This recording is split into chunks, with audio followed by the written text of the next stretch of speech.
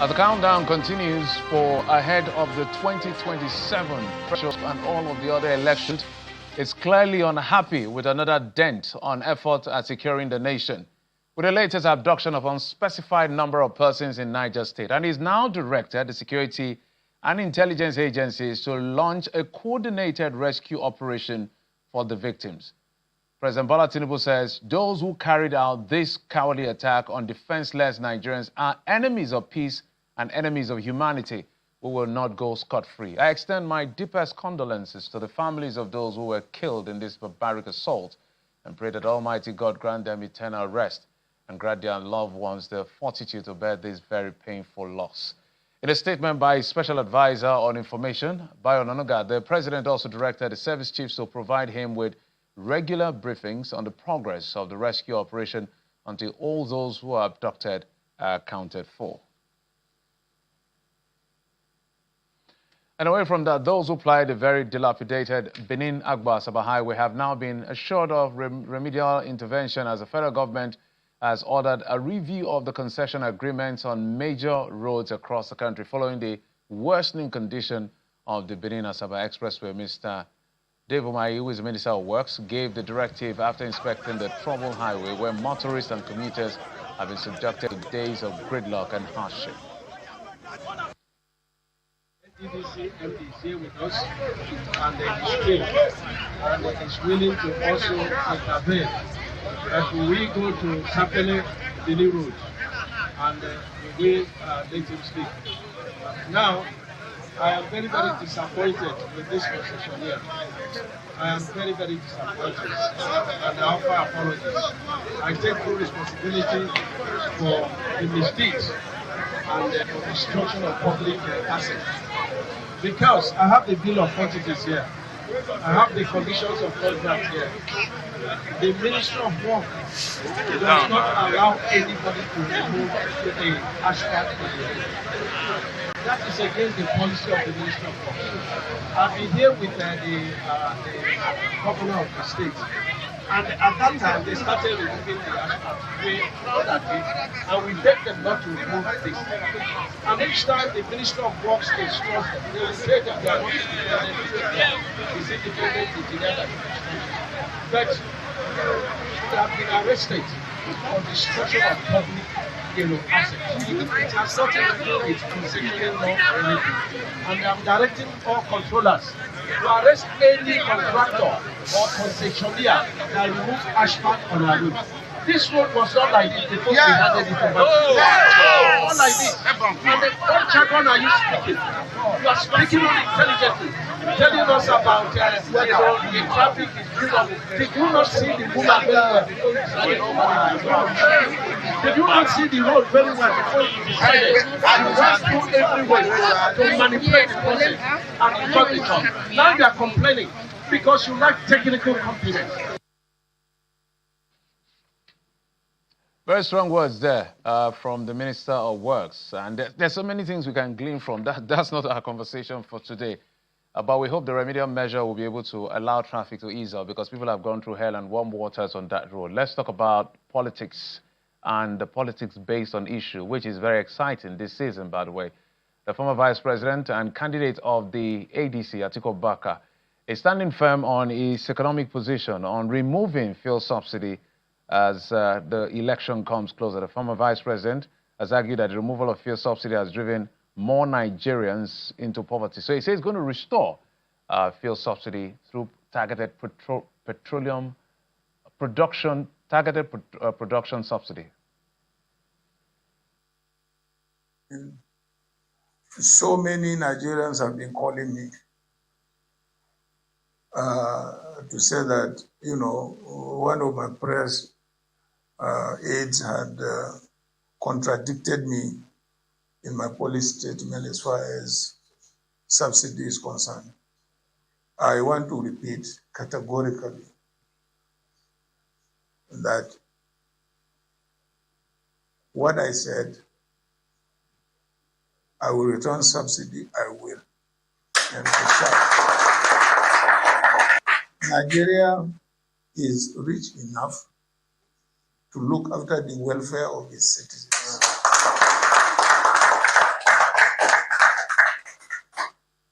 Therefore, let it be clearly stated that he was not speaking on my own authority, because the removal of subsidy has driven more Nigerians into poverty than at any other time in the history of this country. And the fundamental responsibility of the government is the welfare of the citizens. Two, I will make sure we secure this country.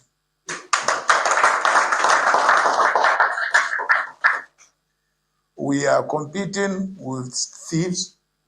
They stole the election. Now they have stolen the economy. They have stolen everything.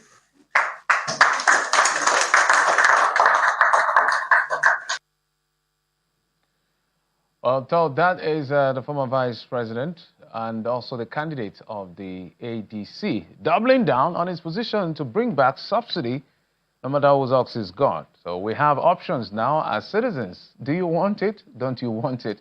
It's clear on who you want to vote for. But let's talk about the PDP in Akwa Ibom State, now rejecting claims that it has endorsed President Bola Tinubu and Senate President Godswill Akpabio, as well as the governor of the state, Umoino, ahead of the 2027 general election. This followed reports of a political gathering in Ikot Senatorial District, where stakeholders drawn from different political parties reportedly backed the three politicians for another term in office. This was conveyed in a statement signed by its chairman, Dr. Tom Fred Fish, and Secretary Mr. Xavier Oko, who explained that the PDP had not collapsed its structures into the APC and insisted that the party remained active across the state. Our focus on the program today is the All Progressives Congress at a sub-national level in Ogun State, where the party has petitioned the office of the IGP, that's Inspector General of Police, with a demand for the police to investigate and prosecute Mr. Abayomi for an alleged grave threat to public peace and electoral integrity. According to the petition signed by the party director of administration, Ayola Olajolo, Mr. Hunye is alleged to have unlawfully taken to the public domain, including print and social media, parading himself as the governorship candidate of the party for the forthcoming January 2027 governorship election in Ogun State. The statement states unequivocally that this claim is false, fraudulent, and a deliberate act of impersonation designed to mislead the public and destabilize the peace of Ogun State. Now, let's bring in my guest, who is the special advisor, chief of staff to Senator Adela Damiloko, who is that's Yayi, who is the governorship candidate of the APC and media advisor to the honorable distinguished senator, Mr. Kayode Odunaro. Mr. Odunaro, thank you so much for coming on the program. Yeah, good afternoon. Chief Kayode Odunaro is the name, and I'm the special advisor, Chief of Staff Media Advisor to Senator Solomon Olamilekan Adeola, popularly known as Yayi. Exactly, Kayode Odunaro. All right, so let's talk about what has been playing out so far. So I think we had a conversation in our sister program about the gentleman who said he was part of those who bought the form for 50 million naira from the APC. As a matter of fact, I think he got that form, on the 7th, and then by the 20-something of the month, he was said to have been suspended. So he's asking very critical question. I want to get to that particular part, but I'll allow you to give your own overview of what is playing out between Senator Yayi, as we call him, and this gentleman. What exactly is the bone of contention here? Seriously, I would like to say there is really no bone of contention, because if you recall very well, Senator Adeola was actually selected as a consensus candidate, and in the process, you have all the stakeholders of Ogun State APC, including Chief Olusegun, all the former governors, Chief Olusegun Oshoba, Otunba Gbenga Daniel, Senator Ibikule Amosu, and the incumbent governor, and every stakeholder. He was selected as a consensus candidate.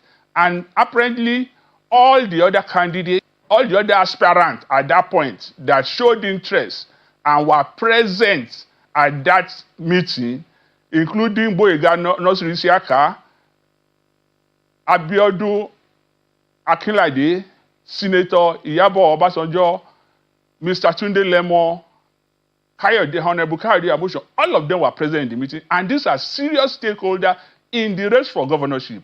They all agreed to the consensus candidate. Out of nowhere, somebody who had been suspended at his ward level, confirmed by the local government, and confirmed by the state, and duly the national body of the party was informed, out of nowhere, started parading himself as a candidate, and I will say maybe mistakenly went and somebody mistakenly sold him a form. That happened, and at the end of the day, what do we have? A Congress was held, and of course he was actually on that ballot, and he scored 0. He scored 0 all over the world of Ogun State. And he's going about saying he cannot score 0. I don't know an election you did not show up, you did not participate at the relevant venue of the election. I don't know why you won't score 0. You had nobody representing you, and you think you will score 1, including in his own ward. Apparently, what he did was to gather some people in his house and pretend to have an election without any official, no INEC official, no party official, nobody in his own ward. And he's parading that video as evidence that he did not score 0. I want to say clearly that he scored 0, he lost gallantly, and subsequently, he went to court.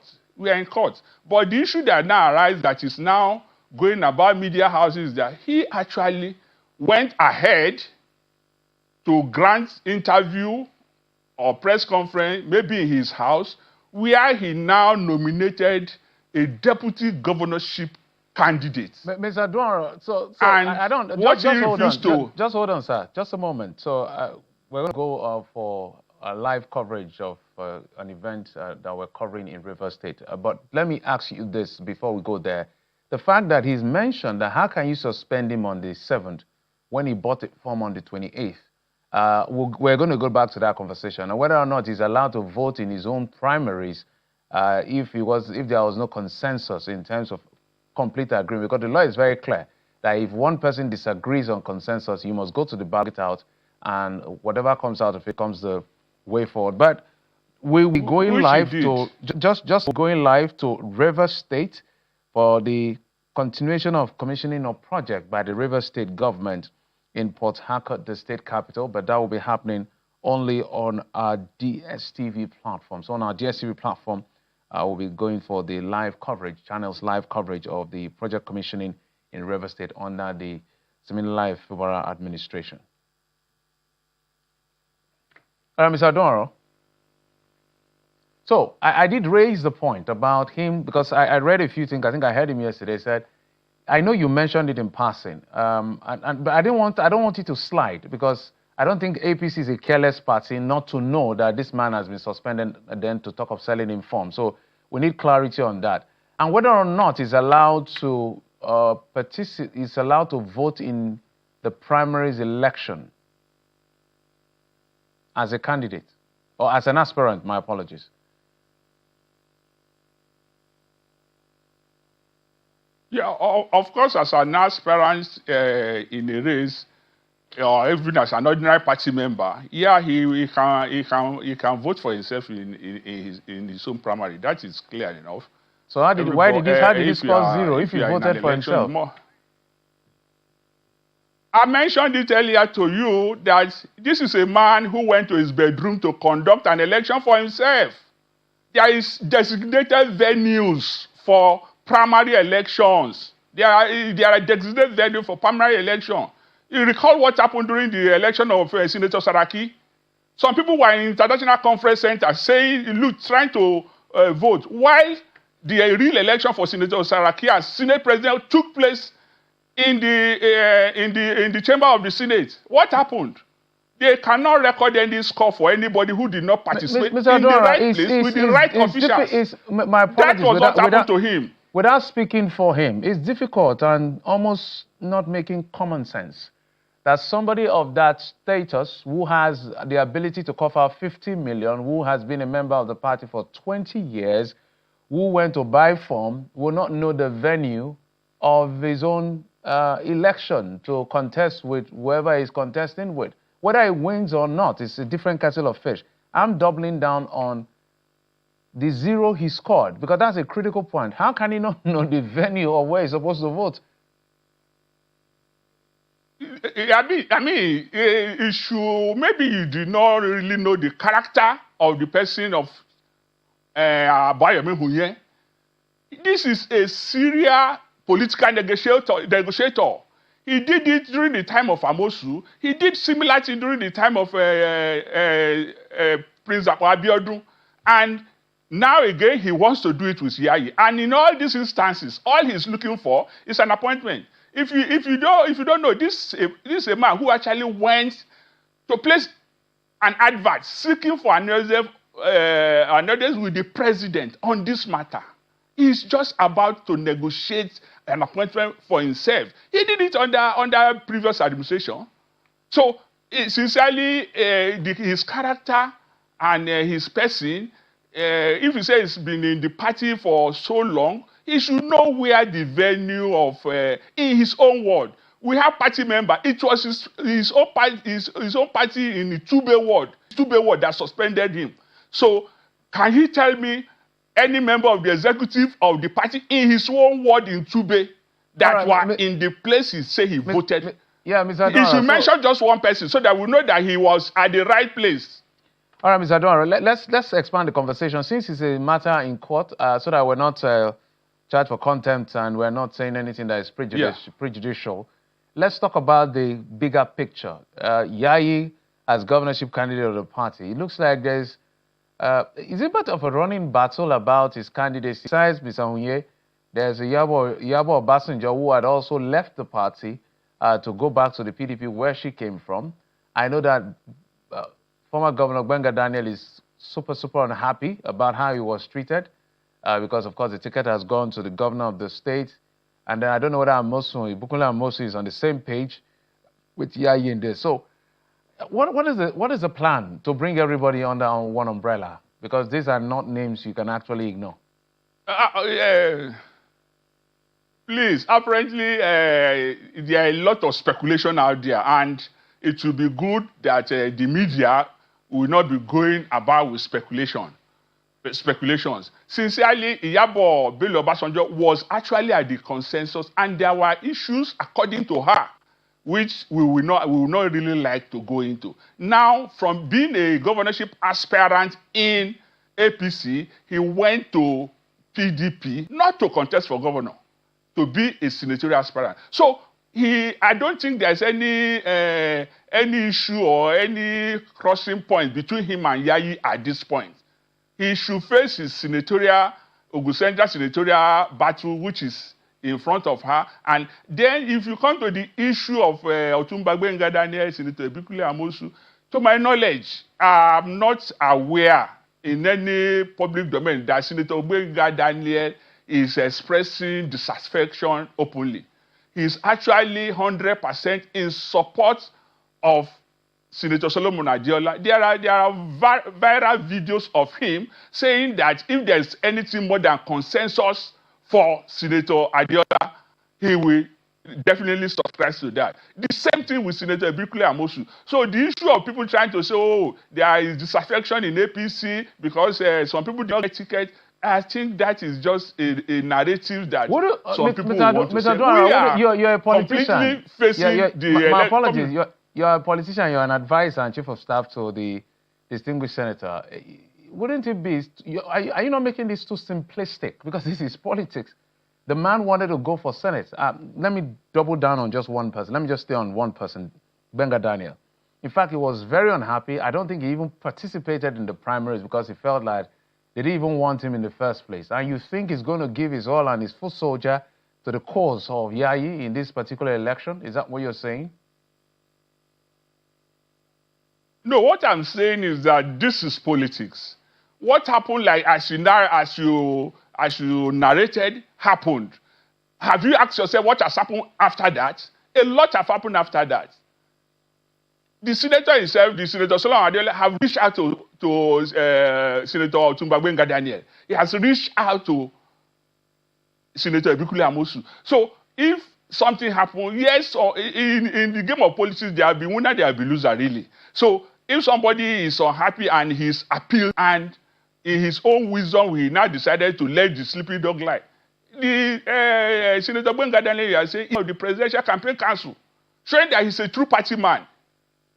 So it's people who we are focused on going to the general election with whoever opposition is out there. APC is very solid, is the ruling party in Ogun State, is the ruling party at the federal level. We are not exercising any doubt over any crisis. There's no crisis as I speak to you in APC.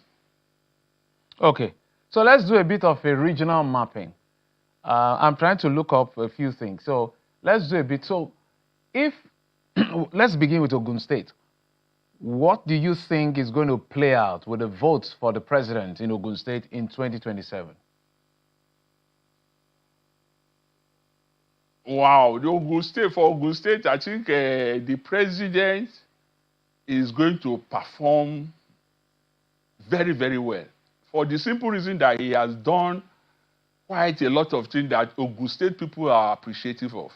One of which is that, even the emergence of Senator Solomon Adiola as consensus candidate, a lot of stakeholders in Ogun State have gone to thank the president, saying that, look, with what is on the ground, Senator Solomon Adiola is the most popular candidate that can easily win election, and by extension, that means win election for the president himself. The president, if you recall, the Lagos-Calabar Coastal Way is passing through Ogun State.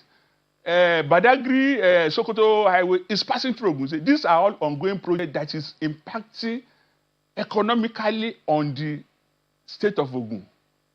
Beyond that, there are so many programs, the deep sea project in local axis, so many things the president have done for Ogun State. If you come to the senators senatorial district, that is Ogun West. Of course, everybody knows that it is a new ball game. The projects that have been implemented, and these are all APC projects. These people, our people are not going to show gratitude to President Bola Ahmed Tinubu. They are going to come out en masse to vote for him because he's done so much for them. All right, Mr. Doro. Mr. Doro, my apologies. Recently, Yes, so let's expand it beyond Ogun State. So I'm looking at the numbers. I know the president, he won Ondo with good margin. He won Ogun with some good margin. He won Oyo. He lost Lagos. He lost Osun State. Now, if you look at this, it's almost from analytics, experts will say Ekiti may be a given, Ondo may be a given. Now, Ogun is in between in terms of margin now because of the disaffection among some of the members of your party, which you have clearly said there is no disaffection, but the numbers will tell. Oyo, APM now has a presidential candidate in the person of the governor of the state, Yayi Makinde, who is running for the president's office, who is running for the office of president, and he supported the president in the last election with the G5. So that may tilt this number for him. Lagos is cosmopolitan. We don't know what's going to play out. Osun State, yes, APC got the bloody nose in the last election and is neither here nor there. So in quick succession, when you look at the southwest region, which states can you say, as right here where you're seated, politics, anything can happen in 24 hours, that the president is going to go home with victory? Sincerely, for the presidential election, I can tell you for free that in all the southwest states that you mentioned, the president is going to come out tops. For the simple reason, you can imagine even Osun State that you mentioned that APC lost. Of course, they lost, but if you see the vote that APC members got in that election, you will know that, yes, with the When are the governor now saying that he is working for the president and being a member, according to Wiki, of the Rainbow Coalition? Osun is going to come out of. Now, the only place you may think their issue is the Oyo, and the Oyo is, oh, there is an APM. Everybody knows that the APM candidate, the governor, is just trying to play a spoilers game from PDP to one other party. Now he has settled for APM, a party that, if you want to ask me, does not even have national spread. So how can he make any impact locally? So, sincerely speaking, President Bola Ahmed Tinubu is going to win all the Southwest states, including Lagos. What happened during the last election in Lagos? We all know what happened. A lot of issues, religious sentiments were thrown in at that point in time. And now, given what the president has been able to do, I think Lagosians, including those that are Lagosians, not the indigenous, they will know that, look, Asiwaju meant well for Lagos. Look at the Lagos Calabar Coastal Road. It has opened up a lot of business in Lagos State. All right, Mr. Duaro. Definitely, it's going to come out tough in all the Southwest. I know. We brought you to talk about Yayi, but I had to expand the conversation beyond that. But the numbers will tell. US sentiment is about religion and ethnicity. All of that are still, unfortunately and sadly, big issues. That's why we're happy now that we're talking about issues like subsidy. But we must thank you so much, sir, for coming on the program. The Chief of Staff and the Media Advisor to Senator Yayi, as we call him, Olamilekon. He joined us from our Abuja studio. That is Mr. Kayode Oduaro. Thank you so much, sir, for coming on the program. We appreciate it. Thank you very much. Yayi need your. And that's it on the program. Thanks for your time and company. I'm Jeffrey Uzongo. You've been served on Long Term Politics. Bye-bye.